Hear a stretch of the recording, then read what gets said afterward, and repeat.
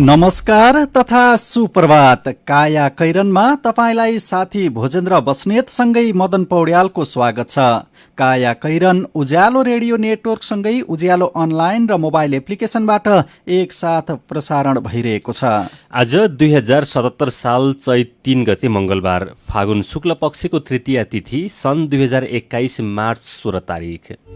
काया कैरन सुरु गरौं मुख्य खबरका शीर्षकहरूबाट। एमालेमा संवादहीनता तोडिए पनि विवाद झनै तिक्त, राष्ट्रपतिको आह्वानमा आज सर्वदलीय बैठक बस्दै। महाकाली नदीमा भारतले रोकेन एकतर्फी तटबन्धको काम, बर्खामा बाढी र कटानको जोखिम। बैतडीमा महिनावारी हुँदाका कडा नियम सुधारिँदै किशोरीहरू विद्यालय जान र दुध खान थाले। अचेल शब्द गद्द पाइनु छ, कपाल गद्द पाइनु छ, चर्पेको प्रयोग गद्द पाइनु छ, दही दिनल खान पाइनु छ, डेली स्कुल जान मिल्दो छ।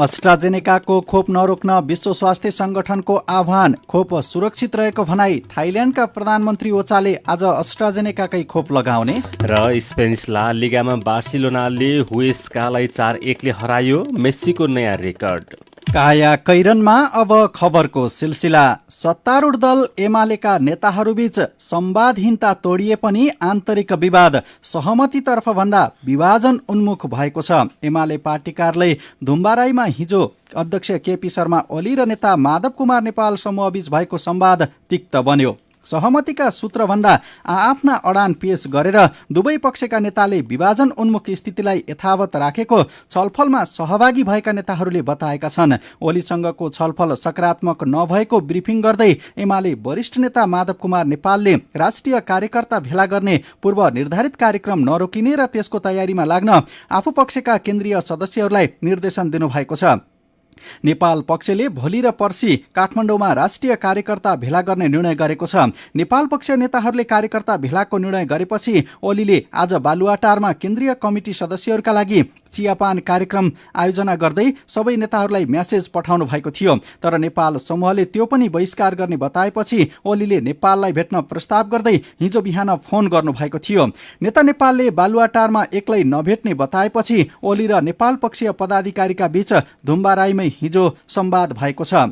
यसैबीच नेकपा माओवादी केन्द्रले आफ्नो पार्टीका तर्फबाट सरकारमा सहभागी भएका मन्त्रीहरूलाई फिर्ता हुन निर्देशन सहितको पत्र पठाएको छ। एकजना बाहेक अरू मन्त्रीले पार्टीले पठाएको पत्र बुझेको माओवादी केन्द्रको पार्टी कार्यालयका सचिव श्रीराम ढकालले जानकारी दिनुभयो। खेलकुद मन्त्री दावा लामाले पत्र बुझ्नु भएको छैन। माओवादी केन्द्रका तर्फबाट अहिलेको सरकारमा गृहमन्त्री रामबहादुर थापा, ऊर्जा जलस्रोत तथा सिंचाई मन्त्री टोपबहादुर रायमाझी, उद्योग वाणिज्य तथा आपूर्ति मन्त्री लेखराज भट्ट, खानेपानी मन्त्री मणि थापा, शहरी विकास मन्त्री प्रभु शाह, श्रम रोजगार तथा सामाजिक सुरक्षा मन्त्री गौरीशंकर चौधरी र खेलकुद मन्त्री लामा रहनु भएको छ। कांग्रेस सभापति शेरबहादुर देउवाले 3 दलको गठबन्धन बनाउन अग्रसरता नलिएपछि जनता समाजवादी पार्टी जसपाले पनि तत्कालै कुनै निर्णय नलिने संकेत गरेको छ। माओवादी केन्द्रका अध्यक्ष पुष्पकमल दाहाल र जसपाको एउटा धारले देउवालाई उहाँकै निवास बुढालिएर कण्ठ पुगेर औपचारिक रूपमै प्रधानमन्त्री बन्न प्रस्ताव गर्दा पनि देउवाले अग्रसरता नलिएको उनीहरूको गुनासो छ। जसपा अध्यक्ष उपेन्द्र यादव र संघीय परिषदका अध्यक्ष बाबुराम भट्टराईले गएको शुक्रबार देउवालाई प्रधानमन्त्री स्वीकार्ने बताउनु भएको थियो। माओवादी केन्द्रका अध्यक्ष पुष्पकमल दाहाल प्रचण्डले पनि त्यस अघि नै प्रस्ताव गरिसक्नु भएको छ। जसपाभित्र अध्यक्ष महन्त ठाकुर र वरिष्ठ नेता राजेन्द्र महतोको धारले भने अहिले कसैले पनि समर्थन गर्न नहुने फरक धार राख्दै आएको छ। सत्ता समीकरणमा निर्णय लिनु अघि निलम्बित सांसद रेशम चौधरी लगायतका मधेस र थरुहट आन्दोलनका क्रममा पक्राउ परेका नेता कार्यकर्ताहरूको रिहाई, मुद्दा फिर्ता, संविधान संशोधन र लाल आयोगको प्रतिवेदन सार्वजनिक गर्ने सुनिश्चित हुनुपर्ने माग उनीहरूले गरेका छन्। त्यसपछि मात्रै सत्ता समीकरण गठबन्धन गर्न सकिने उनीहरूको बुझाइ छ।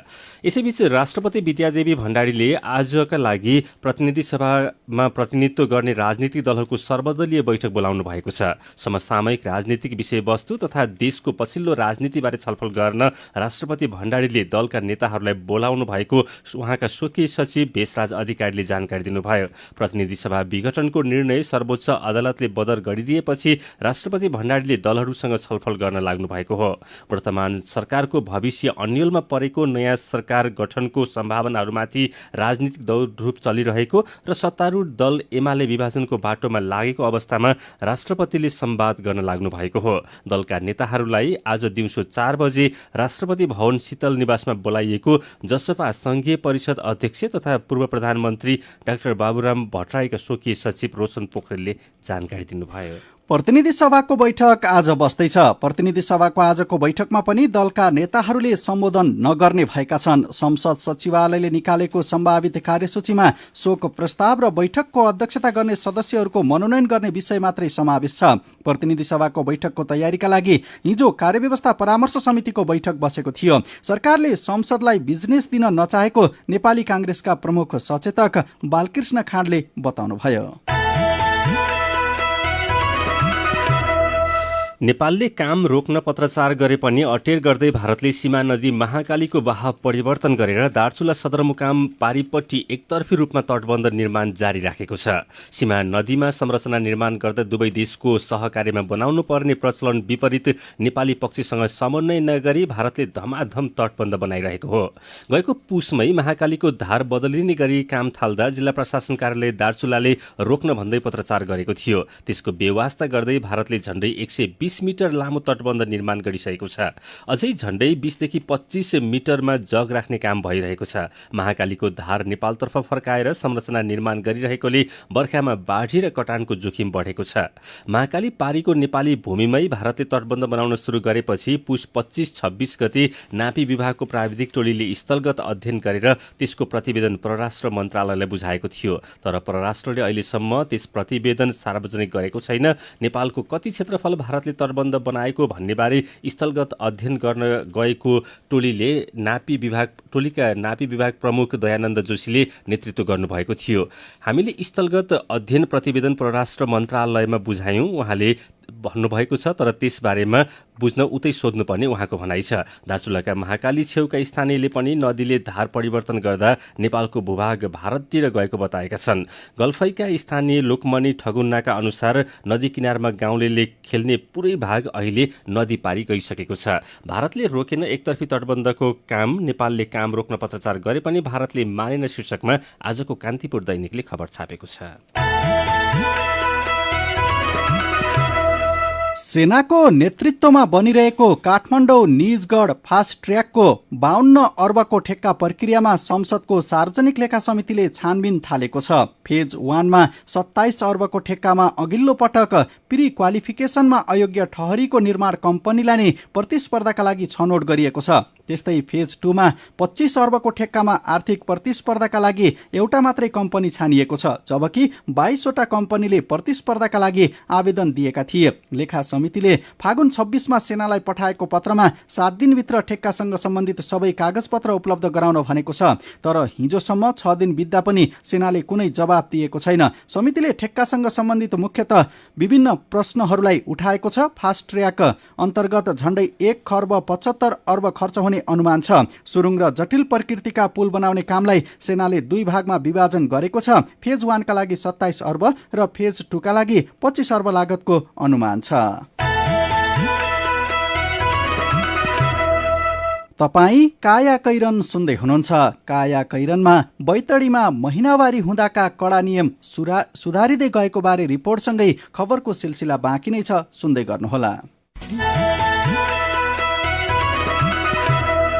उज्यालो रेडियो नेटवर्कसँगै उज्यालो अनलाइन र मोबाइल एप्लिकेसनमा प्रसारण भइरहेको काया कैरनमा तपाईँलाई फेरि स्वागत छ।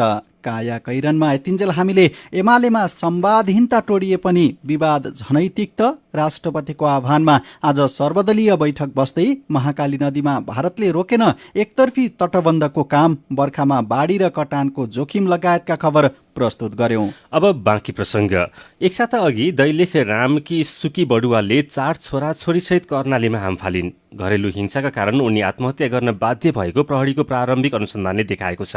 सन्तानसहित आत्महत्या गरेका कारण दैलेख घटनाको चर्चा अधिक भए पनि कर्णालीमा वर्षेनी थुप्रै महिलाले घरेलु हिंसा सहन नसकेर देह त्याग गरिरहेका छन्। कर्णाली प्रदेश प्रहरी कार्यालयको तथ्याङ्क केलाउँदा कर्णालीमा महिलामाथि हुने हिंसाको डर लाग्दो चित्र देख्न सकिन्छ। कार्यालयका अनुसार आर्थिक वर्ष 2073 73-74 यता 379 महिलाले आत्महत्या गरिसकेका छन्। कार्यालयका प्रवक्ता एसएसपी अर्जुन चन्दका अनुसार धेरैजसो महिलाले आत्महत्या गर्ने प्रमुख कारण घरेलु हिंसा हो। गरिबी, बेरोजगारी, मदिरा सेवन जस्ता कारण महिला घरेलु हिंसाको शिकार हुने गरेका छन्। पछिल्लो 5 वर्षमा कर्णालीमा 5194 वटा घरेलु हिंसाका घटना प्रहरीसम्म पुगेको उहाँले बताउनुभयो। घरभित्रै हुने हिंसाले कैयौं महिलाहरू देहत्याग गर्न बाध्य छन्, तर यसखाले मानवीय विपत्ति रोक्न सरकारसँग कुनै ठोस योजना छैन। घरेलु हिंसाले आत्महत्यातर्फ धकेल्दै शीर्षकमा कान्तिपुर दैनिकले खबर छापेको छ। पहाडमाथि देउताका साक्षी। सुदूरपश्चिमका विभिन्न ठाउँमा अझै पनि छाउगोठ छन्। महिनावारी भएको समयमा छाउगोठमै बस्दा कतिले ज्यान समेत गुमाएका छन्। महिनावारी हुँदा ननुहाउने, चर्फीको प्रयोग नगर्ने र देउता रिसाउने डरले किशोरीहरू पनि 4 दिनसम्म विद्यालय जाँदैनन्। तर सुदूरपश्चिमकै बैतडी जिल्लाका विभिन्न ठाउँका किशोरीहरू भने हिजो आज महिनावारी हुँदा पनि विद्यालय जान थालेका छन् भने दुध दही जस्ता पोषणयुक्त खानेकुरा खान पाएका छन्। महिनावारी हुँदाका 4 दिन परिवारको साथमा न्यानो तातो भएर सुरक्षित साथ कटाउँछन्। बैतडीका विभिन्न ठाउँमा यस्तै किशोरीहरू भेटेर फर्किएपछि सञ्जिता देवकोटाको रिपोर्ट।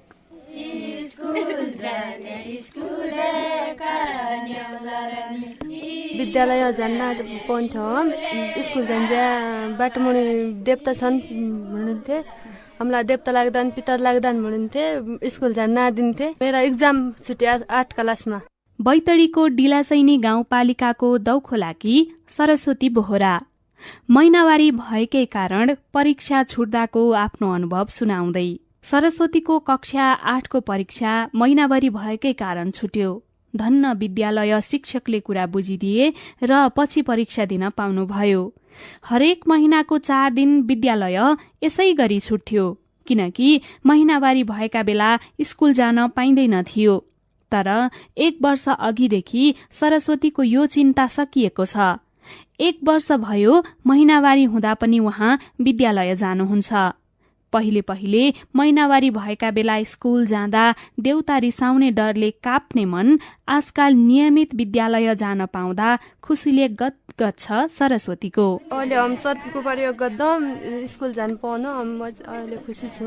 डिला सैनिकै ज्योति बोहराको पनि 1 वर्ष अघिसम्म अवस्था उस्तै थियो।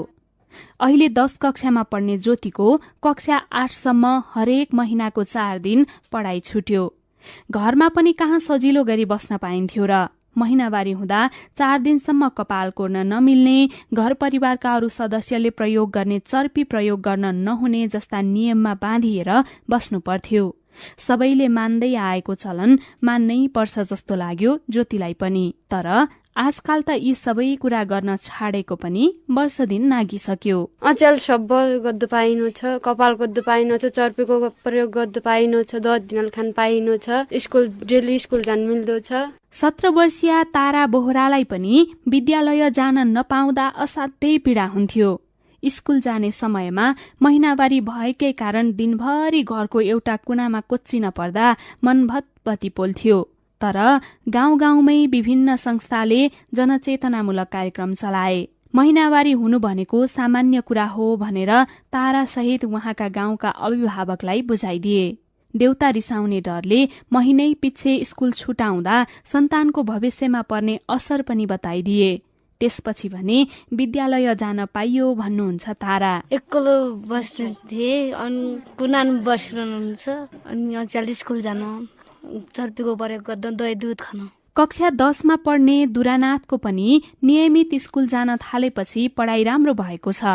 पहिले पहिले महिनै पिच्छे 4 दिनसम्म पढाइ छुट्दा छुटेको पाठ पढ्न मुस्किल हुन्थ्यो। तर आजकाल अघि पछि जस्तै महिनावारी हुँदा पनि कक्षा कोठामा बसेर पढ्नुहुन्छ। बाटोमै पर्ने भैरवको मन्दिर हुँदै घर आउनुहुन्छ, त्यही बाटो हुँदै विद्यालय जानुहुन्छ। त्यही बाटो हिँड्दा अनर्थ हुने डर मान्ने दुरानाथ र उहाँको परिवारलाई आजकाल भने महिनावारी हुँदा बाटो हिँड्दैमा देउता नरिसाउने रहेछन् भन्ने लाग्न थालेको छ। देवताको थान छ भन्नुहुन्थे, ऊ लाग्यो भन्नुहुन्थे, तब हम नजान्थे।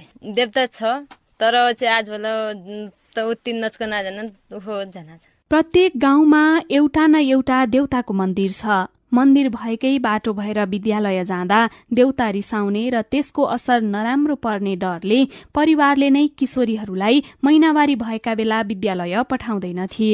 4 दिनसम्म नुहाउन नपाइने, दूध दही जस्ता पोषणयुक्त खानेकुरा खान नपाउने, दिसा पिसाब गर्न पनि खोलामा जानुपर्ने बाध्यता थियो।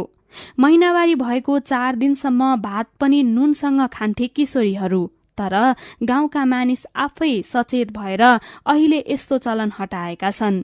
आमाहरू नै आफ्ना छोरीहरूलाई महिनावारी भएका बेला विद्यालय पठाउनुपर्छ भनेर अघि बढेका छन् भने पोषणयुक्त खानेकुरा पनि दिन थालेका छौं भन्नुहुन्छ दुरानाथकी आमा सुनिता नाथ।